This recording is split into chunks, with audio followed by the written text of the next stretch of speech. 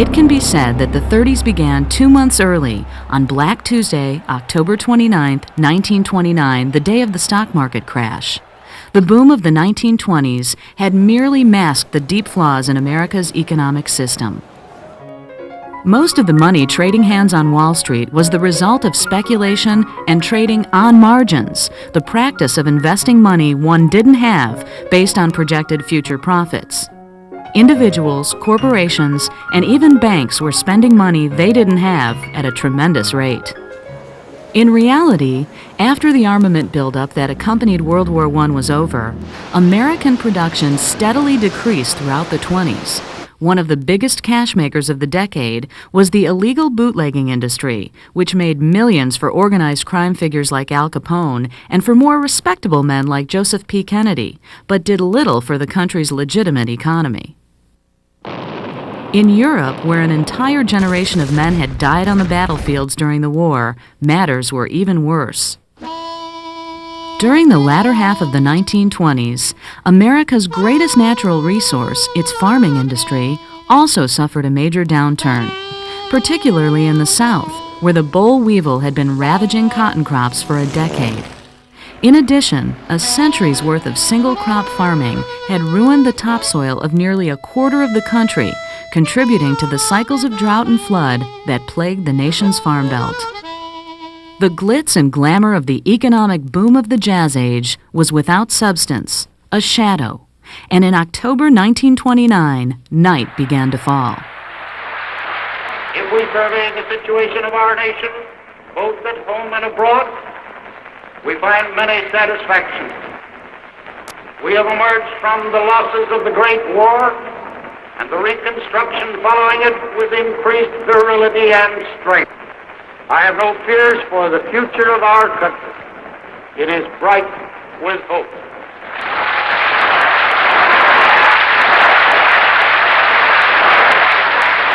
President Herbert Hoover had gained a brilliant reputation in his lifetime, first as a gifted engineer and later as a devoted and incorruptible public servant. But his reputation would forever be tarnished by the Depression that began under his administration and his failure to do much about it. Herbert Hoover, who was president at the time, is an interesting and unusual sort of character. He is part of what one historian called the Republican ascendancy of 1920 to 1932, Warren Harding, Calvin Coolidge, Herbert Hoover. And the sad irony is that of the three, he's far and away, by giant steps, the best of them. Republican presidents Harding, Coolidge, and Hoover were popularly known as the do-nothings because they preferred to let business leaders handle their own affairs and avoid government intervention. As the Depression deepened, people waited for Hoover to break with this tradition and act. When Hoover did act, he made crucial mistakes. In the summer of 1930, he authorized a return to economic isolationism, signing the Smoot-Hawley Tariff Act. The act raised duties on imports by 50 and even 100%. The results were disastrous. Other countries around the world raised tariffs also, and soon visible and invisible barriers to trade existed in nearly every industrial country in the world. Those countries that had avoided the Depression were dragged in. In 1932, while running for re-election, Hoover created the Reconstruction Finance Corporation, which gave millions to banks, railroads, and other corporations. The idea was to keep the nation's infrastructure running, but the RFC became another public relations blunder. With millions unemployed and starving, Hoover appeared to be giving handouts to the rich. Camps of these unemployed and homeless Americans sprang up at railroad tracks, fields, and dumps around the country. The camps became known as Hoovervilles. Herbert Hoover sincerely believed that if you fed Americans, if you gave them government handouts, you would totally strip the things that made America great, particularly their independence. As a result, there are times when he would give appropriation. He would sign an appropriation to give feed to starving animals, but he would not give food to human beings. Because if you gave food to human beings, you would strip them of their independence, and you would fundamentally change the character of the American people. In 1931, Henry Ford had said, The average man won't really do a day's work unless he is caught and can't get out of it. There is plenty of work to do if people would do it. Apparently, though, there wasn't enough work at Ford Motors. Several weeks later, he laid off 75,000 workers. By 1932, 15 million Americans, more than a third of the American workforce, were unemployed. Nearly half of all home mortgages were in default, and banks foreclosed nearly 1,000 homes per day. The banks themselves were not doing much better. An average of 900 banks shut down every year. In the fall of 1931, lacking funding, over 2,000 schools in rural America failed to open. Thousands of teachers lost their jobs, and an estimated 25,000 children lost their education. Perhaps no event captured the spirit of anger and disillusionment with the Hoover administration better than the bonus army. Just before the 1932 election, which Roosevelt won, the veterans of World War I descended on Washington, the bonus army. Thousands and thousands of veterans from all over the country. They'd been promised a bonus after World War I. The bonus was not yet due, but they needed it now because it was 32. It was the depths of the Depression, unemployment, widespread all over the country. Perhaps 1/3 of the working class in the country was unemployed, and so they decided we want our bonus now. I never saw such fine Americanism as is exhibited by you people. You have just as much right to have a lobby here as any steel corporation. I came to Washington to get my bonus, and I'm going to wait for till I get it if I have to wait till 1945. 3 cheers for the bonus that we're going to get.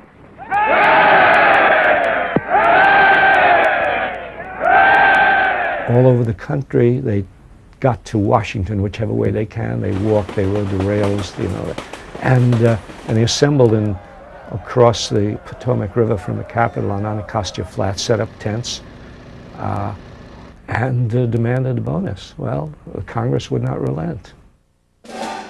President Hoover, fearing the beginnings of a communist revolution, ordered the Army under General Douglas MacArthur to disperse the throngs of veterans.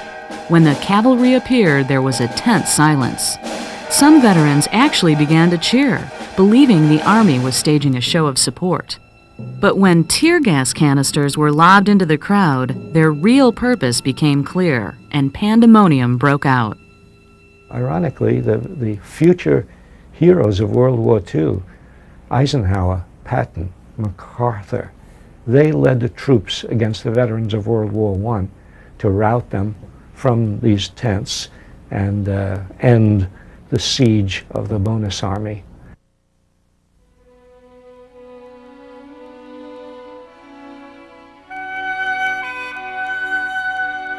In rural America, troubles came in waves, piling one on top of another. With no money to buy seed for crops or feed for livestock, thousands of farms in the South and Midwest were foreclosed by banks. Just when it seemed things couldn't get any worse, the topsoil of mid-America simply came off. Huge winds swept down from Canada and east from the Rocky Mountains, picking up tons of soil from Nebraska, Kansas, Oklahoma, and Missouri, and depositing dirt as far east as Pennsylvania. In the winter, with the banks of the nation's great rivers eroded, the floods came. With no money, no land, and few possessions, thousands of farmers packed up and headed west. There they found a cold reception. Many Californians referred contemptuously to the newcomers as Okies or Oklahomans, and stereotyped them as illiterate, uneducated, and dumb. Huddling together in ragged camps, these migrant families found themselves without food or shelter, homes or jobs.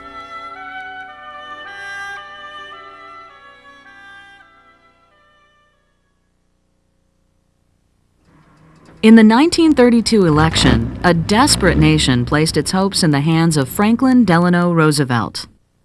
What's our campaign slogan, Sissy? Happy days are here again. Good, that's right.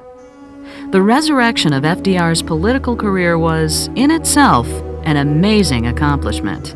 In 1910, inspired by his distant cousin Teddy Roosevelt, FDR entered politics as a liberal Democrat. earning a seat in Congress from New York.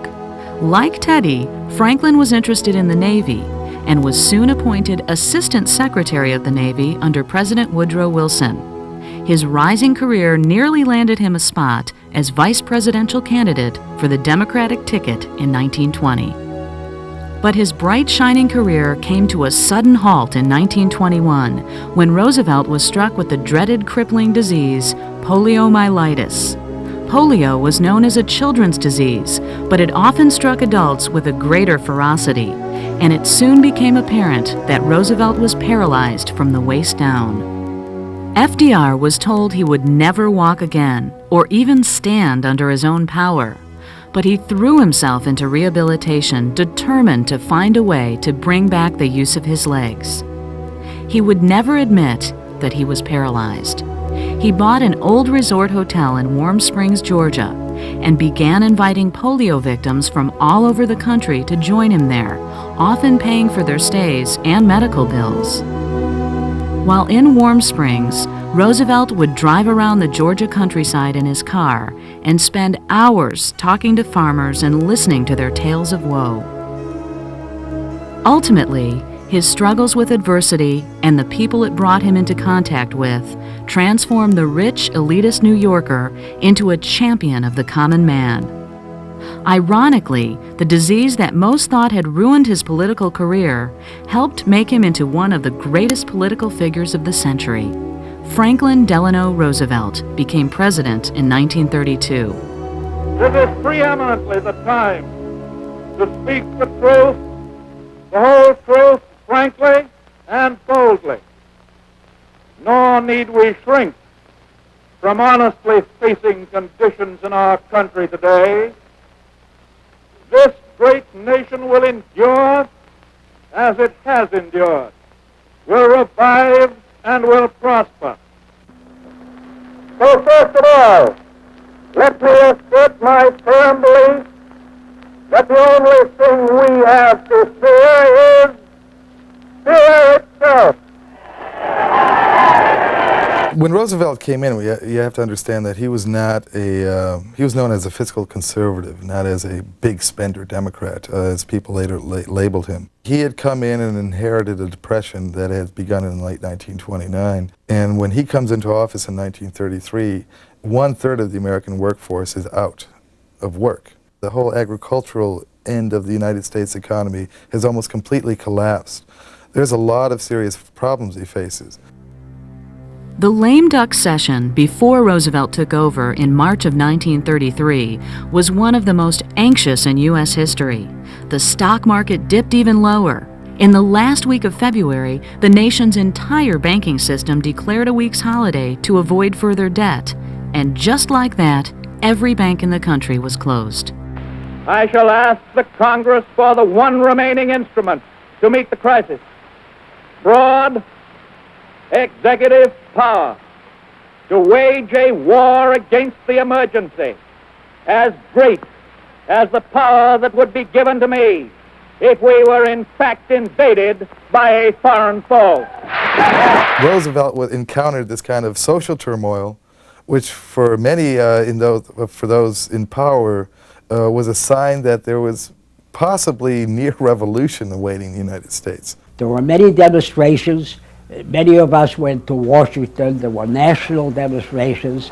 And throughout the country, the unemployed councils set up an organization that involved hundreds and thousands of people. And when demonstrations took place, people were involved because they felt this is a way to express their demand on the government and on the state and federal government as their responsibility. Due to the crisis of the times, Roosevelt proposed to hit the ground running with his New Deal for America. His first 100 days in office produced a flurry of legislation designed to end the suffering. First, working with Congress, he began opening the banks and instituted a plan to keep the nation's financial system solvent. Then came the famous alphabet soup government. Roosevelt proposed to prop up the nation's economy through massive spending and employment programs.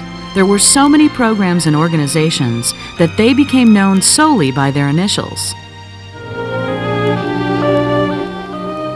NRA, WPA, TVA. To many millions, such mundane groups of letters spelt one word: hope. The cards had long been stacked against them. This was the New Deal. Roosevelt's New Deal legislation involved huge public works and construction projects, creating some of America's most famous structures. Beneath the mighty Hudson River, a new submarine roadway connecting Midtown Manhattan and New Jersey nears completion. Built by the New York Port Authority, this latest link in the nation's growing maze of highways stretches over 8,000 feet from end to end. Constructed at a cost of $85 million, the tube, called the Lincoln Tunnel, will be open to the public before the first of the year. Man's ingenuity comes to the aid of the teeming metropolitan millions. As 100 feet below the surface, men work night and day to complete this newest marvel of engineering. The second of the giant bridges connecting San Francisco with the surrounding mainland is entering on its final stage.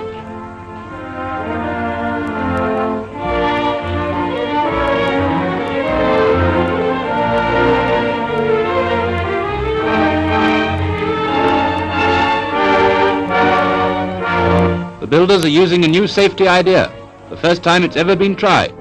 Workmen who spend long days at dizzy heights are protected by a huge net, strung along the entire course of the bridge, 6,000 feet long and 120 feet wide.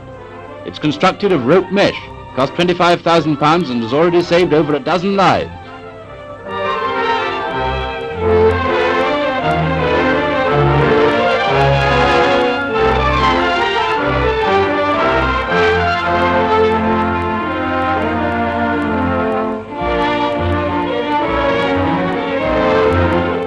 High above the waters of the Golden Gate, the two ends of the bridge road meet at the exact center. The final steel girder is set in place, and man has successfully completed the longest bridge span in the world. One of the biggest projects was the Tennessee Valley Authority, a huge system of waterworks, reconstructed rivers and canals, and hydroelectric facilities run by the government. Through the TVA, Roosevelt finally began the process of bringing electricity to rural America. But it was a very short-term solution to a very large problem. They brought in 3 million people roughly with the CCC into these programs, which was just a fraction of the roughly 15 million who were without work in 1933. Many of Roosevelt's initiatives were controversial because they involved government participation in traditional areas of business. But the Civilian Conservation Corps was universally popular. The CCC put Americans to work rebuilding and renovating the depleted topsoil, rivers, and forests of the country. Like his cousin Teddy, FDR became one of the greatest environmentalist presidents of the century. Very good to be here at these Virginia CCC camps. I wish I could see them all over the country. I hope that all over the country they're in as fine condition as the camps that I've seen today. I wish that I could take a couple of months off from the White House and come down here and live with them, because I know I'd get full of health the way they have. I got a position at this bank after being out of work for 2 years, and am I happy? I don't know whether it's Roosevelt, beer, or this good old summer weather, but business is sure booming. I'm beginning to make a little money and thinking very seriously of paying off a few of my old 1929 debts. We've read a lot about this New Deal, but this is the first time the working man's ever been cut in on it. It won't make us awful rich, but it's sure going to help out a whole lot. Roosevelt felt that artists shouldn't be put to work digging ditches. He created the Federal Arts Program, which employed musicians, singers, writers, painters, sculptors, and actors at their chosen craft.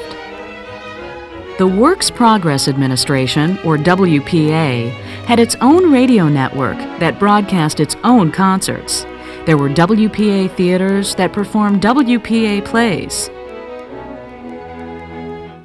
There was even a folklore division that sent archivist Alan Lomax and his researchers around the country recording folk songs, Delta blues, and folk stories throughout rural America.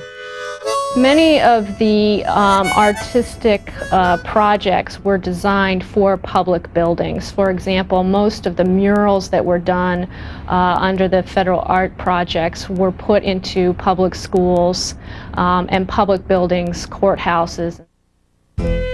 With all of the hardship and privation caused by the Depression, Roosevelt and Congress agreed it was time for America to have a drink. In November of 1933, the state of Utah became the last state to approve the 19th Amendment, and the Prohibition era was officially over. Governor Smith, Mr. Meyer. Stand on, Governor. Fella, real handsome. It's my privilege to deliver to you, with a compliment to Anheuser-Busch, the first case of Budweiser beer to be delivered in the state of New York. Happy days are here again.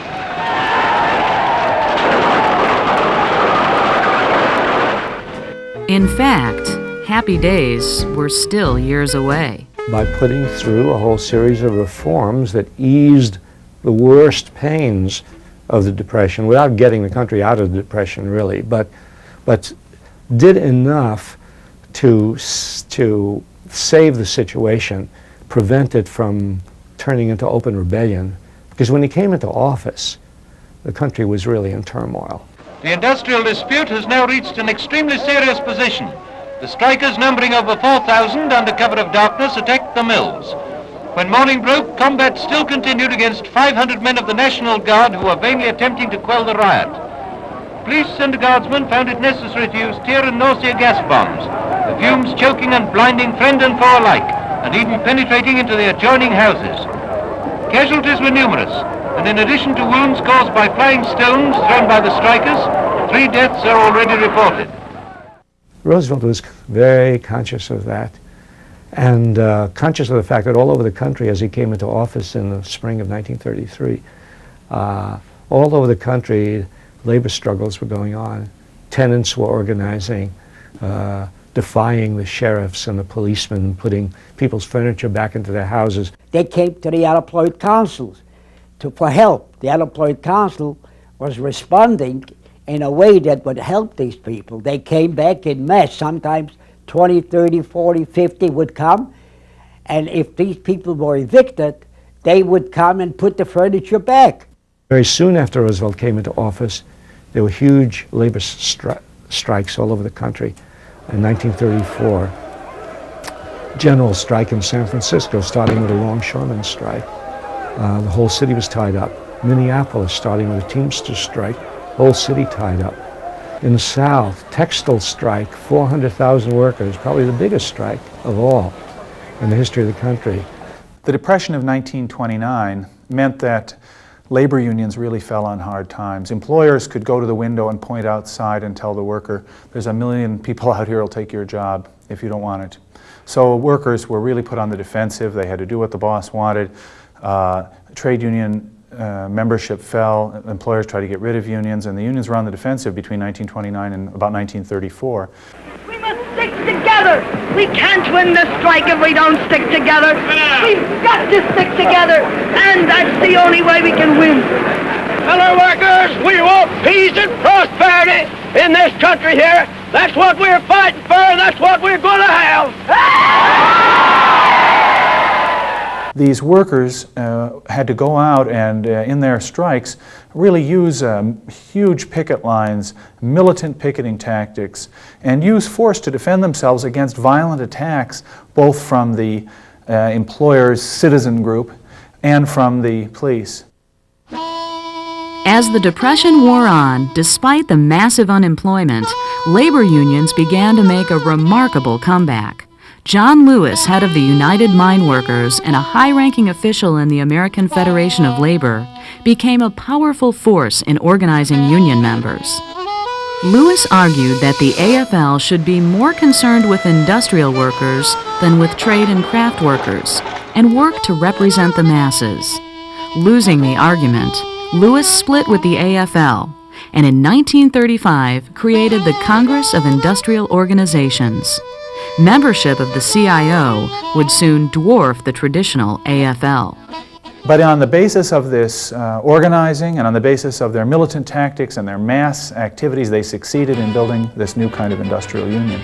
San Francisco's rail commerce is at a virtual standstill. More than 100 warehouses are closed. Employees were fired when CIO members refused to unload this one railroad car which had been packed by non-union workers. San Francisco's ever-smoldering labor war breaks out anew, with uniformed union members parading in protest against their employers. The Association of Distributors is seeking a showdown on quickie strikes and sympathetic walkouts, officials stated. And 27 department store operators have united to squelch union demands for a 35-hour week.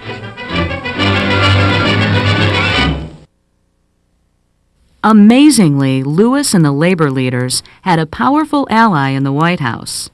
Going against the members of his class once again, President Roosevelt came out on the side of labor. There are those who fail to read both the signs of the times and American history. They would try to refuse the worker any effective power to bargain collectively, to earn a decent livelihood, and to acquire security. It is those short-sighted ones, not labor, who threaten this country with that class dissension which in other countries has led to dictatorship and the establishment of fear and hatred as the dominant emotions in human life. Roosevelt's New Deal included a variety of pro-labor legislation and social safety nets. Social Security became law in 1935, and the National Labor Relations Board was established, guaranteeing labor the right to arbitration. Other legislation toughened child labor laws and gave workers the right to compensation for injuries sustained on the job. During the Depression, a national minimum wage was instituted. Saturday became a day of rest for American workers for the first time, and the 40-hour work week was installed. These reforms saved the situation. In fact, not all of the rich, not all of the capitalist class were opposed to Roosevelt, because there were a number of very important members of the capitalist class who understood that Roosevelt had to make reforms, had to do something in order to save the system. Despite the reforms of the New Deal, social tensions between the capitalist class and workers continued to run high. The Communist Party of America reached its greatest membership during the Depression. Its members included folk singers Woody Guthrie and Pete Seeger, and author John Steinbeck, whose novels on the plight of the working man, like The Grapes of Wrath and Of Mice and Men, were enormously popular. Communists and Union forces often clashed on the streets with citizen groups and right-wing extremists. While the Depression in Europe was producing fascists, a uniquely American brand of demagoguery was being practiced by populist politicians like Louisiana's Huey Long. Long advocated reapportioning all the state's wealth to make every man a king.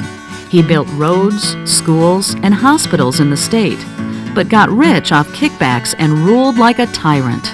We can't get what we want, what we must have, for the relief of these people, so that there will be no such thing as misery in the land of plenty. Then we'll go right out and form a third party if it becomes necessary and put them both in the ash can. Ultimately, Long was assassinated by a disillusioned member of his own inner circle. Adding to the tensions, a rising band of criminals and outlaws became folk heroes during the decade, as dispossessed Americans took pleasure in the thought of banks being robbed and sheriffs killed. The activities of Bonnie and Clyde, Pretty Boy Floyd, John Dillinger, and Babyface Nelson were followed eagerly by a public that seemed to fear and love them in equal measure. Throughout the decade, a macabre ritual took place over and over. As the law gunned down Dillinger, Nelson, and Bonnie and Clyde, people flocked to their death scenes to dip handkerchiefs in the blood of their wounds. These are actual movies of the car taken only moments after the attack by Sheriff Elkhorn and his deputies. Here they are, Bonnie Parker and Clyde Barrow, who died as they lived by the gun, the inevitable end. Every one of these holes was made by a steel-jacketed bullet from the high-powered rifles in the hands of the officers. Many of these bullets passed directly through the door on Clyde's side, through Clyde's body, struck Bonnie, passed through her body, then out through the door on the other side of the car. Any one of these bullets would have been fatal to both, but after having killed 14 people, most of whom were officers of the law, and having come safely through so many gun battles, it did not seem advisable to fire just one bullet.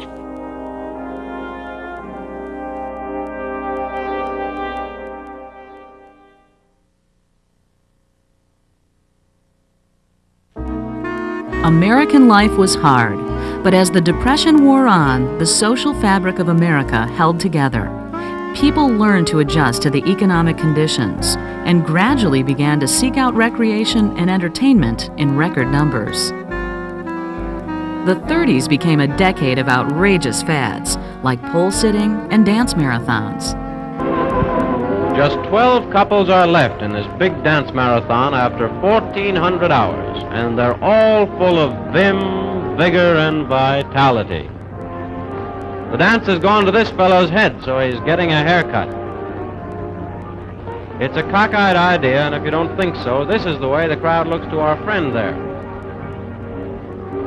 The dancers are allowed 11 minutes rest every hour, and then the attendants wake them up. But what for, we don't know. Anyway, everything possible is done to keep the entries wide awake and alert. And the spectators, too.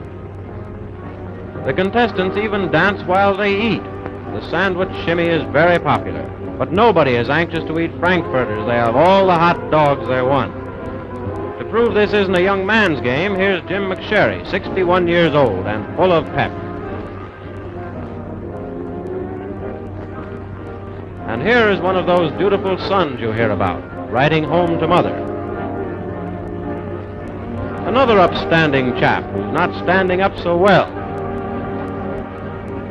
Sometimes the girls fall for their partners, and sometimes the partners fall for their girls.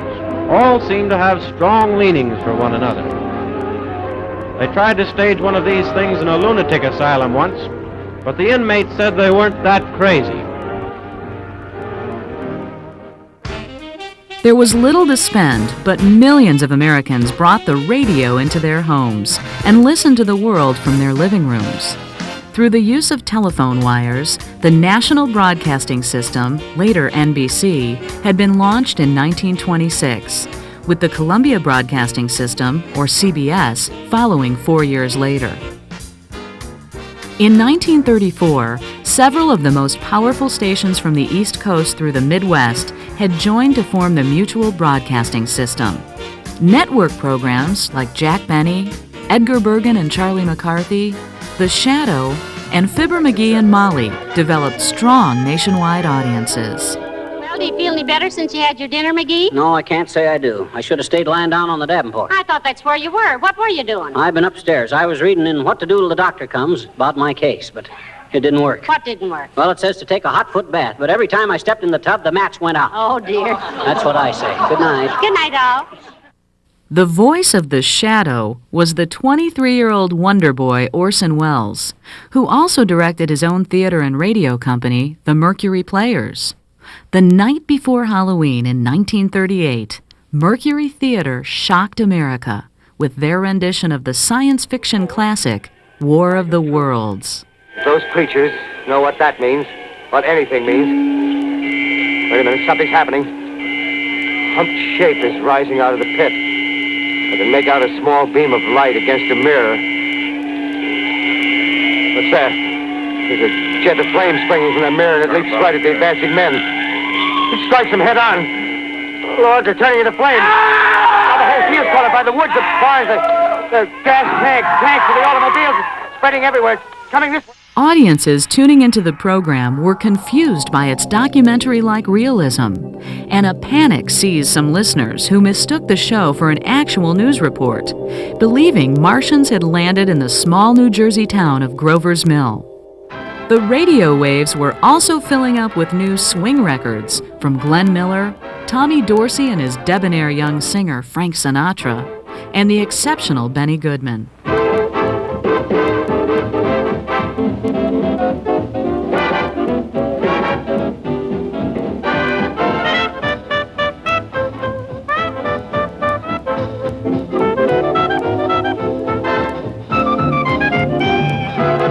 The big band era was on in the 30s as teenagers did the Lindy Hop and the Jitterbug at dance halls everywhere, swinging to the sounds of the big and small-time bands that ceaselessly toured around the country. Radio also became the celebrity launching grounds for speakers as diverse as evangelists Billy Sunday and Father Coughlin, to gossip columnist Walter Winchell, who revealed the secret lives of celebrities to his fans. The 30s were an age of hero worship like never before. Singers like Sinatra, ball players like Babe Ruth, Hank Greenberg, and later Joltin' Joe DiMaggio were idolized by the glamour-starved Americans of the Depression. Charles Lindbergh had become a hero in the 20s after his solo flight across the Atlantic. In 1932, millions mourned for Lindbergh and his wife when their infant son was kidnapped and then found dead. An entranced public anxiously followed the trial of alleged kidnapper Bruno Hauptmann, who was convicted and executed for the crime.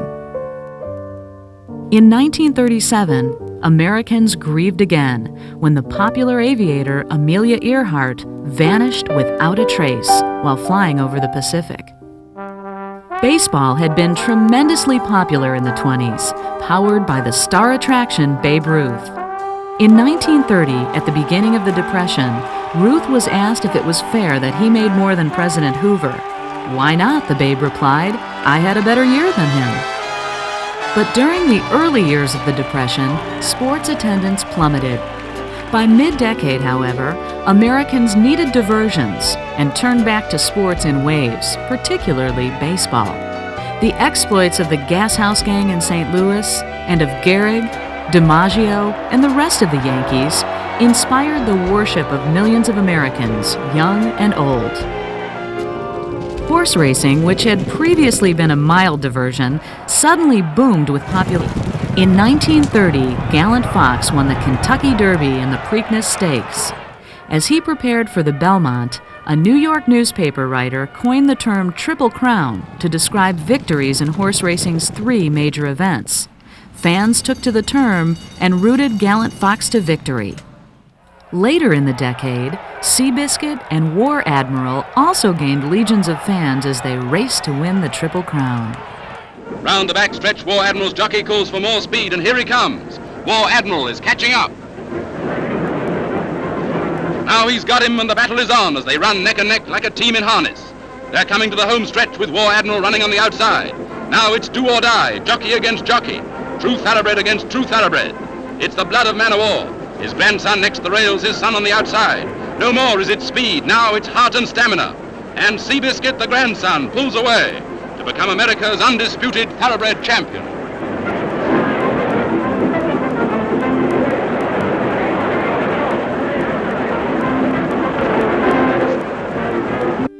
One of the pleasures of going to the races was betting on the horses. During the Depression, nearly anything that involved gambling became a fascination to the public. The Prohibition Party quickly added gambling to its list of social ills and urged legislation outlawing gambling activities. During the decade, the Prohibition Party would help found both Alcoholics Anonymous and Gamblers Anonymous, bringing 12-step programs into the American lexicon. One addiction that Americans couldn't shake in the 30s was the movies. Millions flocked to movie palaces where a single quarter could buy an entire day's worth of entertainment, a feature film, short horse operas featuring Gene Autry and Tom Mix, cliffhanger serials, and cartoons. Americans during the Depression weren't interested in reality, and Hollywood became an outlet for escape. Audiences were wowed as Technicolor first burst onto the screen in Ruben Mamoulian's 1935 costume drama, Becky Sharp. The film follows an ambitious girl as she makes her way into the bourgeois society. When speaking of the first full-length feature to use the three-color process, the film's star Miriam Hopkins proclaimed, "Color cannot be permitted to dominate a picture. The script, the cast, the direction must be good. So good that even without color the picture would be right." People needed a good laugh to forget about their troubles, and screwball comedies starring the Marx Brothers and Laurel and Hardy had them rolling in the aisles.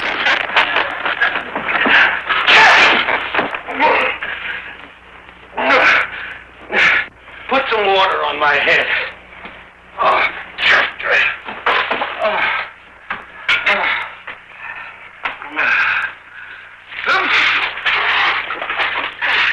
Get a towel.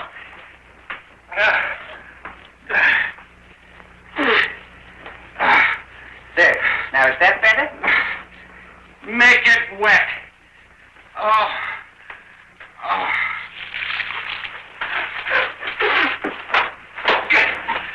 Oh.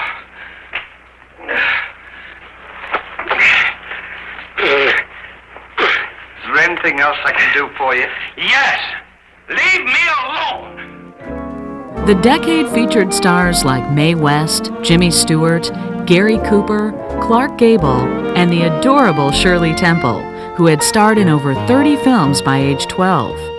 In the 1939 classic tearjerker The Little Princess, Shirley played a schoolgirl who escapes from a harsh boarding school to search for her missing father.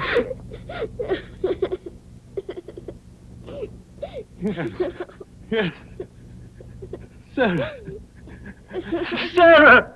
My baby. Oh, Daddy, you Oh, my do darling. know me. Sarah, my darling. You know me.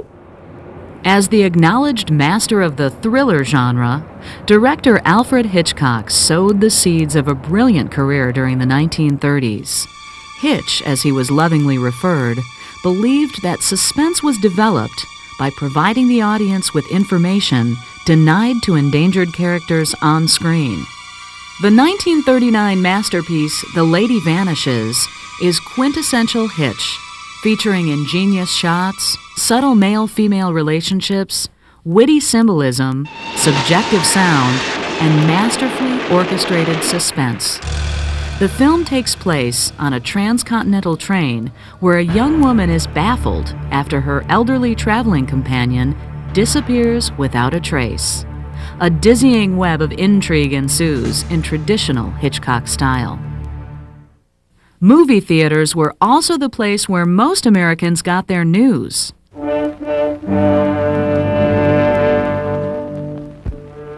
The ill-fated Hindenburg on her last flight sails over New York. These pictures, made from a Pathé News plane less than 4 hours before the tragedy, show the world's largest airship heading for Lakehurst, New Jersey. Over Newark's famous auto skyway, the airship was hailed by thousands who little dreamed it was their final glimpse of the Hindenburg. Inside the silver envelope are 16 separate gas bags, each filled with hydrogen, a highly inflammable gas.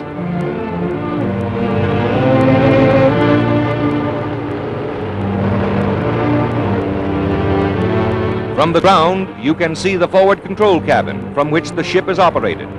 The windows along the side indicate the location of the passengers' quarters, in which many were carried to a flaming death. Approaching Lakehurst, the Hindenburg appeared a conquering giant of the skies, but she proved a puny plaything in the mighty grip of fate. It almost seemed as if fate had set the stage for the horrible tragedy. A graceful craft sailing serenely to her doom. For 3 hours, the dirigible circled the landing field at Lakehurst, New Jersey, dumping more water ballast than ever before in vain efforts to level off.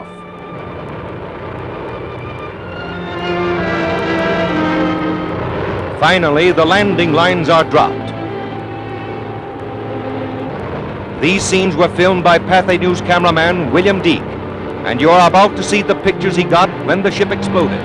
Those aboard leaping for life from a flaming inferno, the actual crash of the Hindenburg, an airship destroyed in less than half a minute.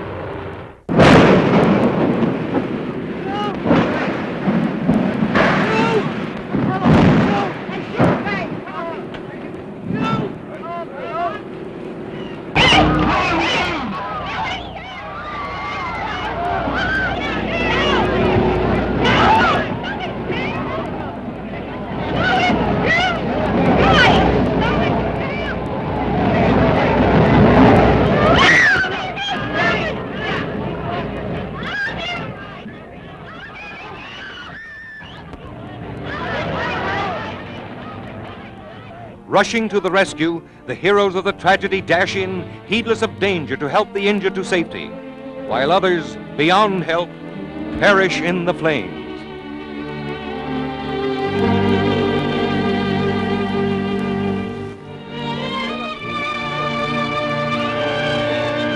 The blazing aftermath reveals the extent of the disaster, an inferno which became a flaming tomb, a twisted mass of girders, the seared and scorched skeleton of what was once a mighty airship.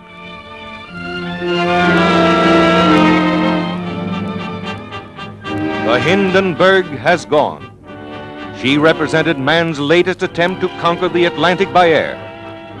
Her tragedy will not halt the march of progress. From her ashes will arise the knowledge, from her fate the lesson that will lead to a greater and a better means of mastering the air. If so, her dead will not have died in vain. Newsreels like The March of Time provided politics, sports, human interest stories, and increasingly, the ominous news from Europe.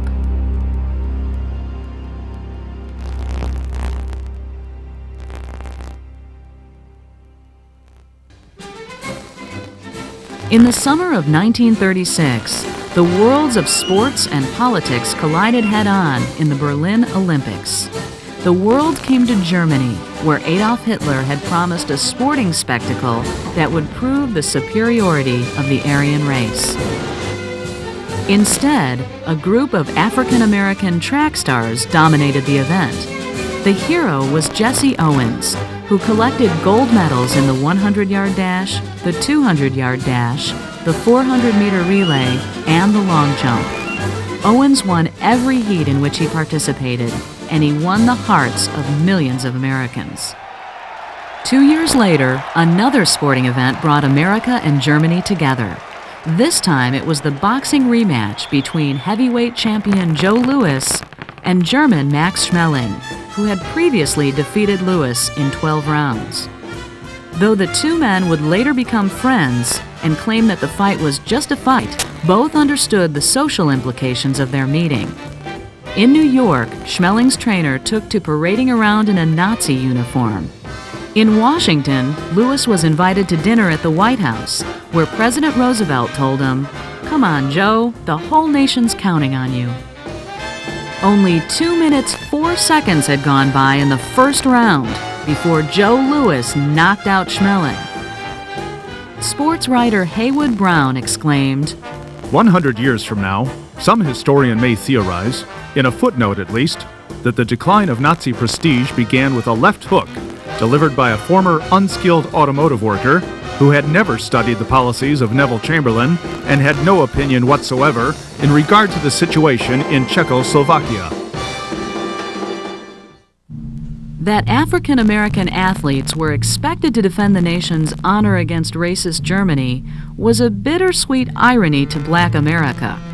During the early years of the Depression, Black Americans were unemployed at numbers far exceeding their population. In some cities, 60% of the relief roles were filled by African Americans. Last hired, first fired became a punishing reality of Black life. The nation's racial attitudes were at such a low point that in 1933, the U.S. Senate refused to pass a largely symbolic bill that declared lynching a crime. The focal point for much of the nation's racial tension became an incident that took place on a train in Alabama. 9 African American boys, ranging from 13 to 21 years old, were accused of raping 2 white women. In 4 days, 4 separate Alabama juries convicted the Scottsboro boys, as they became known, and sentenced them to death. To increase the sensational aspects of the case, the Communist Party came to the boys' rescue and launched a series of appeals that resulted in 7 retrials and 2 landmark Supreme Court cases. To the people of Alabama, the Communists were merely trying to stir up racial and class tensions. The NAACP, worried that their authority was being challenged amongst Black Americans, also tried to remove the communist lawyers from the case. The Scottsboro trials would last through most of the decade, but time after time, local juries found them guilty. All of the boys served at least 6 years in prison, and one of them stayed in prison for 19 years. Still, as Owens had done in Berlin and Lewis in New York, African Americans were finding that they could thrust themselves on the nation's consciousness through their efforts in sports and entertainment. The swing craze brought celebrity status to many African Americans. Under the guidance of his friend John Hammond, Benny Goodman became the first band leader to tour with a racially integrated group when he brought Teddy Wilson and Lionel Hampton on stage with him.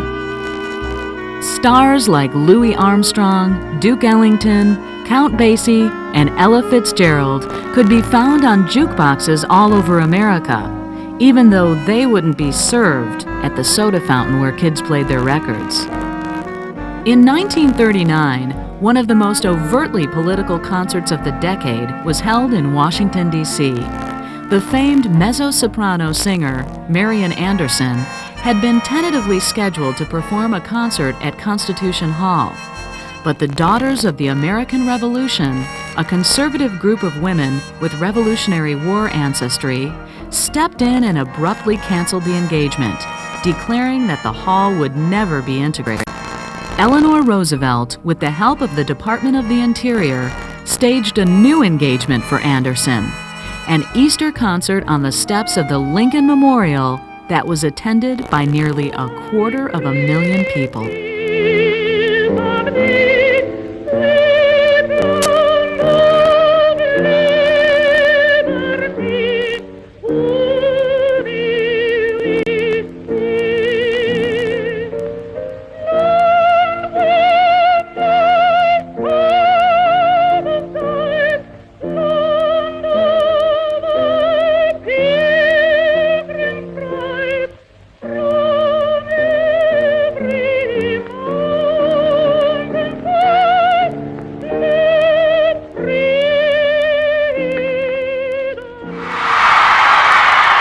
I would say that Eleanor Roosevelt was largely responsible for broadening the vocabulary of liberalism in the 1930s and 40s. She had always been very concerned about the underprivileged, the downtrodden. She was very public about her support, for example, for the NAACP, for African Americans. Now, I would say that she viewed race relations within a larger rubric, as I said, of social justice, and her racial consciousness grew during the 1930s.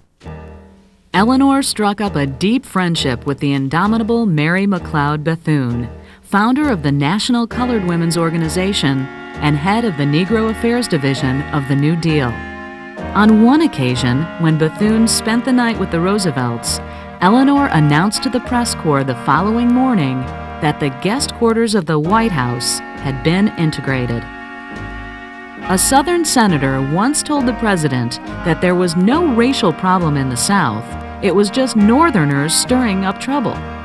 Roosevelt simply smiled and said, "You mean Eleanor, don't you?" Although Franklin Roosevelt's support of civil rights was not nearly as enthusiastic as his wife's, it again earned him the enmity of many American leaders who felt he was dangerously threatening the status quo. For many African Americans, however, gold medals, hit records, and even friends in the White House weren't enough. The Communist Party was making a major push to gain the trust and allegiance of Black Americans. And for many African American leaders, including the gifted singer Paul Robeson and writer W.E.B. Du Bois, the Communist Party was indeed the black man's only friend.